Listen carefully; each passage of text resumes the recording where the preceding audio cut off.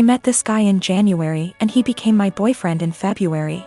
Comes March, the world goes down the drain and we decided to move in together for the time of the pandemic.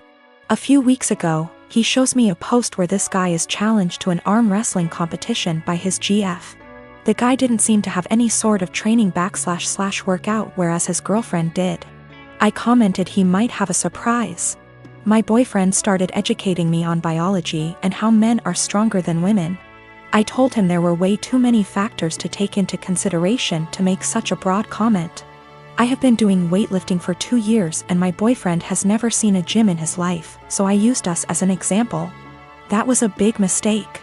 He got really defensive and condescending, and made comments like, "That's cute." I just let it go.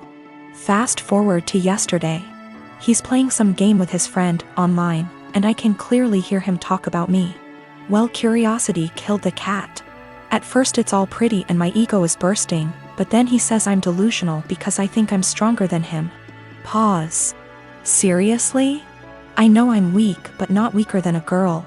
So later, I decide to call him on his BS. I asked him if he wanted to come work out with me the next day, this morning, so he can show me how strong he is. He accepted and I was happy because I had been dying to bring him and initiate him to something I'm passionate about.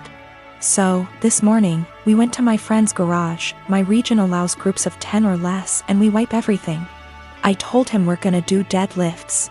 It's my favorite exercise and I was already planning to test my personal best, so it was perfect. My friend was there cause he corrects my form and it's been our Sunday ritual since COVID-19. We started light and slowly worked our way up, doing the same number of reps as the other. Comes 185, his form starts to crumble, so we made him go lighter. But 185 really isn't that much for me, so I kept stacking the plates. He looked very supportive and impressed the whole time. I ended up beating my personal best at 265. I was ecstatic and so were they. When we got in the car, he was very silent. I assumed he was just tired. We got home and that's when he exploded and asked me if I was proud of myself. Apparently, I humiliated him in front of my friend. I apologized. I didn't realize he was feeling that way. He got angry and said it really changed the way he saw me, like I'm less of a woman now. He stormed to the basement. I started collecting my things. But now I'm wondering if I should have been reading between the lines and stopped at 190 or something.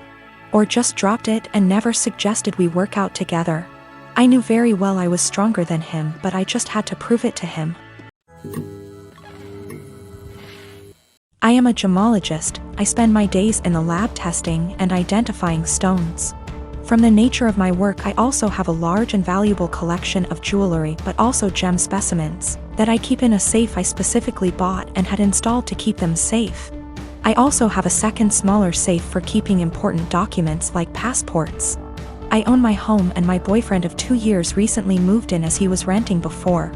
I gave him the code to the smaller safe so he could put valuables in it, but he also wants the code for my gem safe.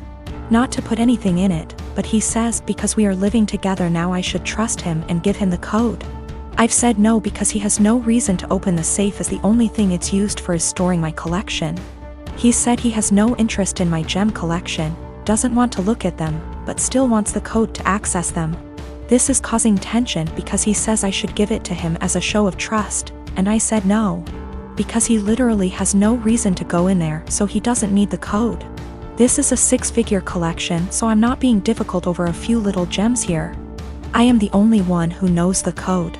The safe weighs nearly half a ton, it's bolted to the floor and wall and is from a company who makes safes, vaults and strong rooms for jewelers. You could bring the house down around it and it would still be intact. All of the gems and jewelry in the safe are mine and mine alone. I do not keep any clients' jewelry at home. For my other business doing valuations, I rent a separate space and keep client items there. I will give an update once things have panned out. I've moved all of my personal docs out of the little safe and into my gem safe.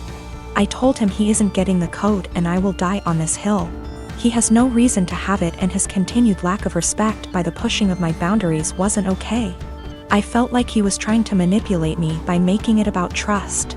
After a lot of back and forth, he finally admitted that he wanted access to the safe, because he didn't feel like I was sharing the whole house with him.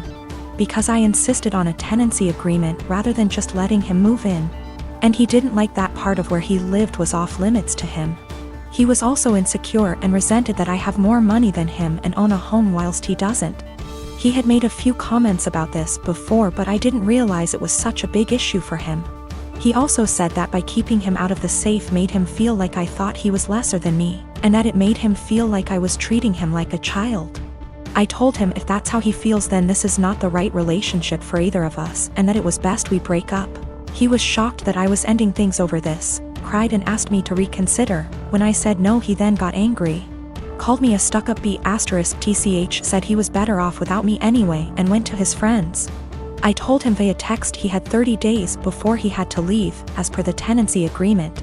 So he didn't need to stay at a friend's, he said he would be gone by the end of the week. 2 days later he came back and packed up all of his stuff and left. He's staying with his friend now. I have changed all the locks. I have an alarm and CCTV system that's professionally monitored, and I have changed the verbal password I have to give when you call up as a precaution. I've checked all of my collection and it hasn't been touched. I also am giving my solicitor the code and safe deposit details to be passed to my executor in the event of my death. I feel horrible because despite all of this I love him. I should have a partner who not only respects my boundaries but takes an interest. I'm pretty cut up right now and missing him, but I know I'll be okay. I have great friends and family around me. Also, diamonds are a girl's best friend, and I have a few knocking around to help cheer me up. My best friend is a really great gift giver. I know that she plans gifts really far in advance and always dedicates so much time and thought into them. And I am so grateful for every gift I have ever received because I know how special they are. She'll often take something small I said from years back and make a really meaningful thing out of it. And I know she enjoys gift giving, and it is clearly one of primary ways she communicates her love for me and others. I just can't keep up. I've never been a really good gift giver. I often really struggle with forming ideas for upcoming celebrations, and until I'm really under the pump, I come up empty-handed until I find something just all right, or I repeat a similar shtick of reasons why I value you, presents. This just means that I feel so much stress every time I have to celebrate her birthday and Christmas. Especially because I would have received something completely out of this world. I really just feel like my gifts pale in comparison.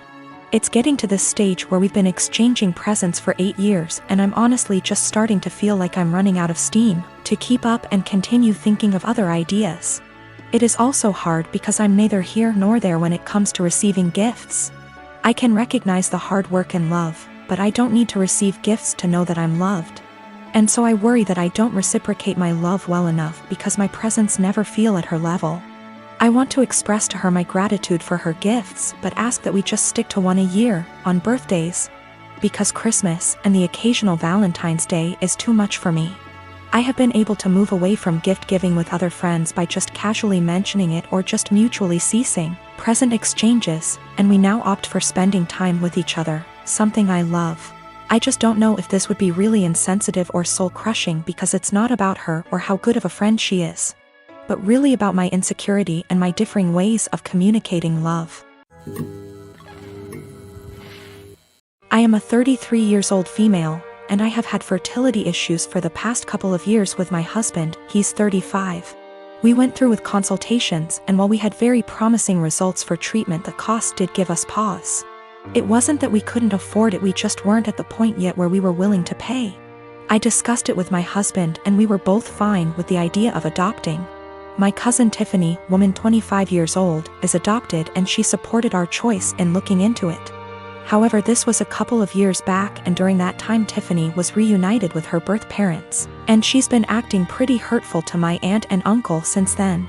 She keeps making posts about how happy she is to know where she comes from and is happy about being reunited with her real family. She even talked about having her birth father walk her down the aisle as a chance to make up for lost time. Obviously my uncle was very hurt about this, but when he voiced it, Tiffany got defensive.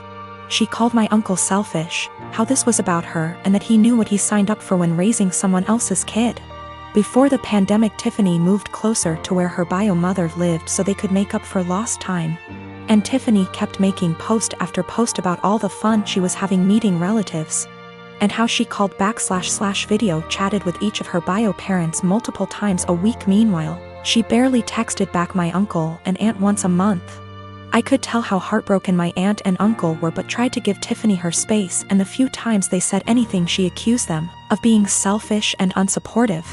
I think the biggest thing that broke them was when Tiffany promised to come by for my aunt's birthday and was even given the money to travel to them, but then never showed up. She called literally the day before to say that her bio mom had an emergency, so she wasn't going to make it, but didn't give back the money. I am completely disgusted by Tiffany's behavior, and while I haven't completely ruled out adoption entirely, I did want to give medical-assisted conception a try. My husband supported this, and we are now currently expecting. After we made our announcement, Tiffany messaged me asking why I would spend thousands on creating a child when I could help one who already existed. I tried to play it off, but Tiffany kept pressing and calling me a bad person when there are so many children who desperately need a home, and overpopulation. It got to the point where she was pissing me off, and I just came clean and said that her behavior towards the people who loved and raised her was the reason. Tiffany got really upset, but I didn't care. However, her parents are now starting to say that I was wrong.